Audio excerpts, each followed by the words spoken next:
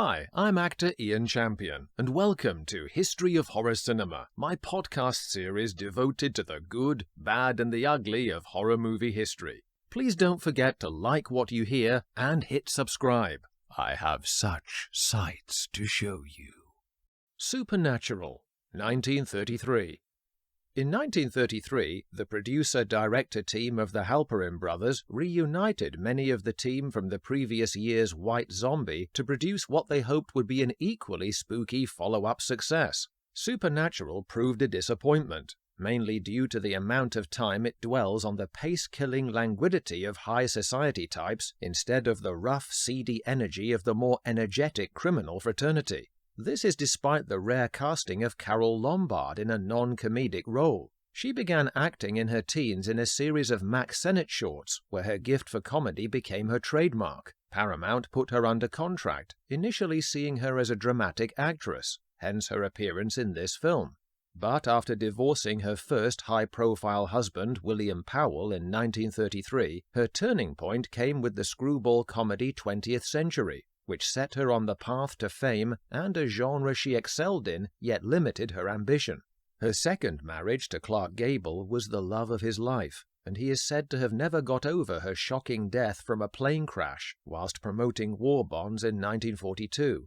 She was just 33 years of age, and had planned to aim for more serious parts in her career. Supernatural is an odd vehicle for her, existing as it does while the studio had not found her strengths. For the first two acts of the movie, she is a vaguely perplexed, beautiful cipher, as Roma, the twin sister of John Courtney, from whom she inherits a great fortune when he dies mysteriously. Meanwhile, ever more strange goings-on are being unearthed. Dr. Houston, a grave, stagey turn from an otherwise excellent H.B. Warner, asks Willard Robertson's prison warden if he can be allowed to experiment on the body of Ruth Rogan, an unrepentant, soon-to-be-executed serial murderer. Rogan is introduced to us with a fast, confident montage of newspapers and incendiary quotes. "Men, I hate the whole breed," reminiscent of Velma Kelly in Chicago. Houston sells the down-to-earth warden remarkably quickly on the idea that the evil dead may transfer their essence to other living humans, causing, frequently, an epidemic of similar crimes. As if this isn't eerie enough, look behind them through the window. Supposed to overlook the courtyard, it shows oddly unconvincing back-projected footage of officers patrolling endless lines of convicts, evoking the soulless drudgery of Orwell's 1984. Houston is given permission to blast Rogan's corpse with mitrogenic rays, which sounds suspiciously like something Dr. Zarkov would concoct for Flash Gordon, to prevent Rogan going a-roaming. It doesn't take much to convince Rogan either, since they lie to her with the scientific possibility she may gain greater freedom in this proposed afterlife. If I could use my hands, just for a few minutes. So far, everyone in the picture is working a self-serving angle. The most successful aspect of Supernatural is ironically in its grim reality, that of the even dodgier, conniving underworld of its two crooks. Paul Bavian, played by Alan Dinehart, is an ex-lover of Rogan, a chiseling little fake spiritualist. I'll leave aside the debate about what other kind there might be. With a handy sideline in sculpture and chemistry, he wants to worm his way into a slice of the Courtney fortune by contacting Roma, masquerading as having been visited by John astrally with a warning for her.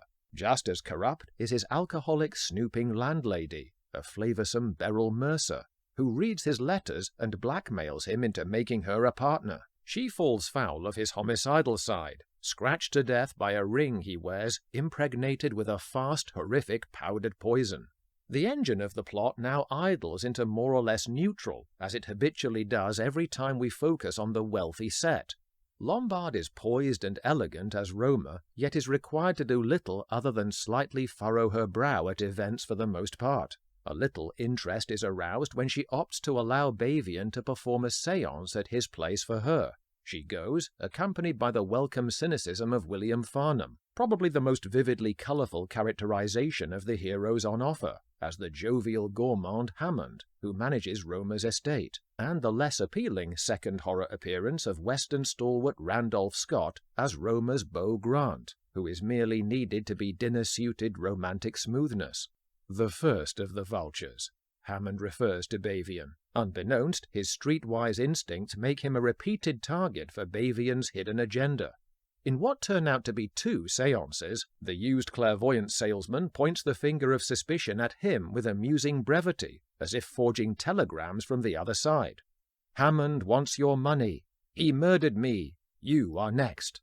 He attempts to poison Hammond with the ring, but an injection of occult influence is about to be far more effective. At last, in this third act, Lombard's performance awakens from her gentle wafting as Rogan takes her over, literally possessing Lombard's acting into a greater level of stirring femme fatale darkness. She speaks in a lower register and sexily arches her eyebrows. You can feel the actor becoming more emotionally engaged by the material as a bad girl. Who doesn't like playing wicked? She toys with Bavian and hightails it to her yacht with him, followed in tepid pursuit by Grant and Houston. It's worth mentioning the frequency with which Bavian fingers his ring, as it were, and the editing insert cuts to Rogan's shadow-rimmed eyes. They put one in mind of Bela Lugosi's hokier screen moments. You wonder if perhaps the Halperins tried to get Lugosi for the spiritualist role, as he would have enjoyed using his signature intensity and the part's criminal slumming backstory to offset his usual urbanity. Ultimately, the spirit of John aids the good guys in returning Roma intact, just as events were getting interesting. Damn. He gave our heroes the clue to the yacht by knocking over a model boat, and after Bavian hangs himself accidentally from the lifeboat ropes in fleeing from the Rogan rogue Roma, the spell upon her is broken. Fancifully, as if in a Disney film, the ghostly dimension becomes a benign one again, as John blows open a magazine to hint at a Bermuda honeymoon for the reunited couple.